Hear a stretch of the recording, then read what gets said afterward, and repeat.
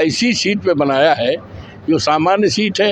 यहाँ तक मेरी जानकारी है कि 77 साल की देश की आज़ादी के बाद इस तरह की सामान्य सीट पर कोई रिजर्व कैंडिडेट नहीं लड़ाया गया था। हमारे राष्ट्रीय अध्यक्ष ने किया है और उन्होंने जो तजवीज़ किया था उसकी सराहना पूरे देश में हुआ है, क्षेत्र में हुआ है कि उन्होंने अवधेश प्रसाद को उम्मीदवार बनाकर बहुत अच्छा काम किया है। अयोध्या के इतिहास में पहली बार हुआ है जब सीट सामान्य हो और जीत का सेहरा एक दलित प्रत्याशी पर सजा हो।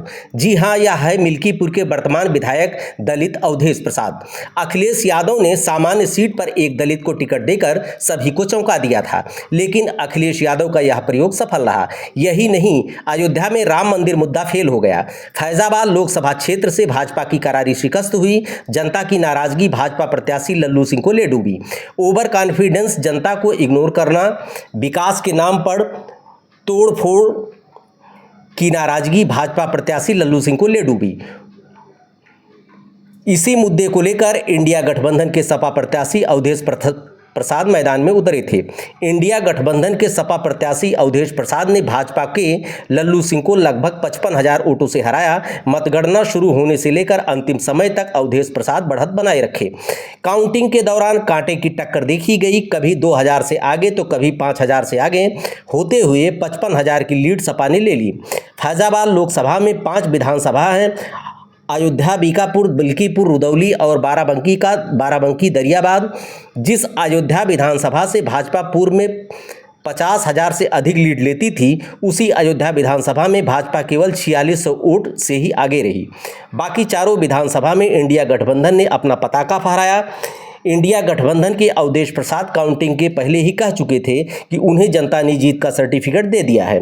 माना जा रहा है कि विकास के नाम पर रामपथ निर्माण के दौरान लोगों के मकान और दुकान तोड़े गए और उचित मुआवजा नहीं दिया गया। दरअसल नवाबों की नगरी फैजाबाद में ऐसे मकान बने हैं जो नजूल की ज़मीन पर बने हैं, जिस पर मकान मालिकों को उचित मुआवजा नहीं दिया गया।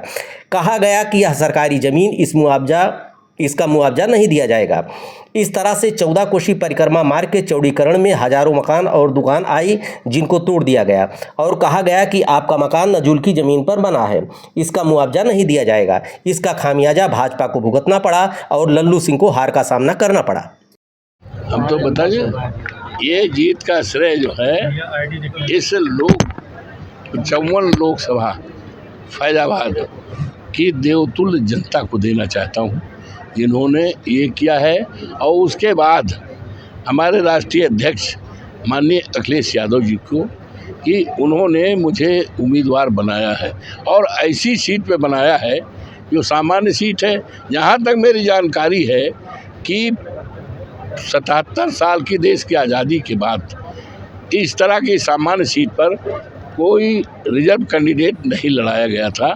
हमारे राष्ट्रीय अध्यक्ष ने किया है और उन्होंने जो तजवीज़ किया था उसकी सराहना पूरे देश में हुआ है, क्षेत्र में हुआ है कि उन्होंने अवधेश प्रसाद को उम्मीदवार बनाकर बहुत अच्छा काम किया है। तो पहली प्राथमिकता क्या होगी?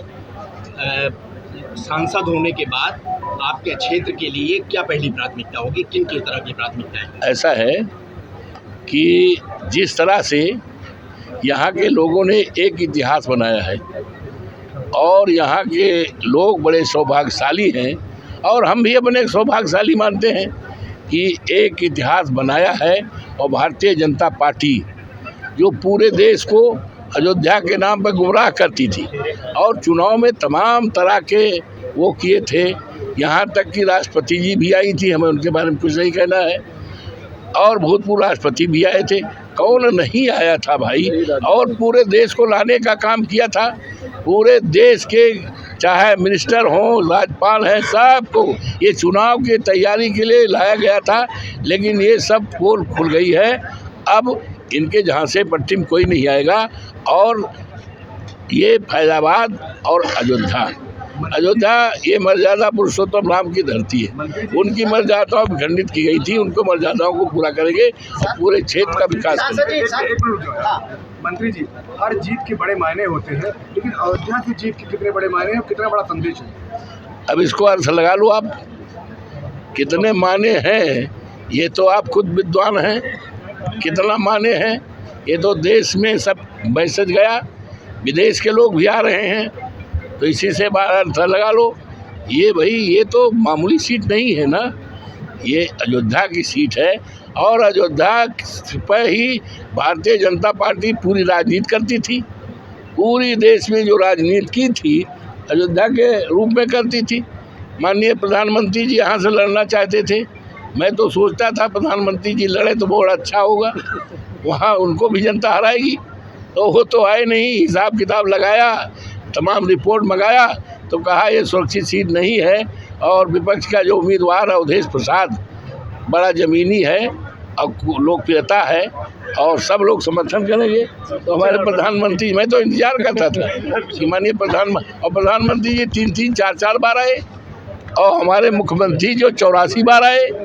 ये क्या था? सांसद जी, एक चीज़ और है कि आपके पास उत्तर प्रदेश का बहुत अच्छा अनुभव है, आप मंत्री भी रहे हैं, आप कई बार के विधायक भी रहे हैं, इस बार आप दिल्ली जा रहे हैं, तो ऐसे में अगर सरकार, क्योंकि जिस तरीके से आज राहुल जी ने कहा है सरकार बनने की बात भी आ रही है, सब कुछ बताया जा रहा है, बनेगी तो ऐसी परिस्थिति में अयोध्या के विकास को लेकर, इसके पर्यटन विकास को लेकर भी कभी आपको ले चलेंगे, आपसे राय लेते चलेंगे कि क्या क्या किया जाए।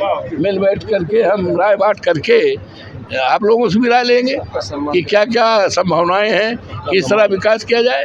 घोषणा पत्र का एक खास बात है जातीय जनगणना, इसके लिए क्या प्रयास करेंगे? पूरी तरह से हमारी पार्टी समाजवादी पार्टी और हमारे नेता माननीय अखिलेश यादव जी पूरे देश में लगातार इस बात को कह रहे थे कि जातीय जनगणना जब तक नहीं होगी तब तक न्याय नहीं मिलेगा। तो जातीय जनगणना पर पूरी तरह से बल रहेगा और जातीय जनगणना हर हालत में कराई जाएगी। धन्यवाद।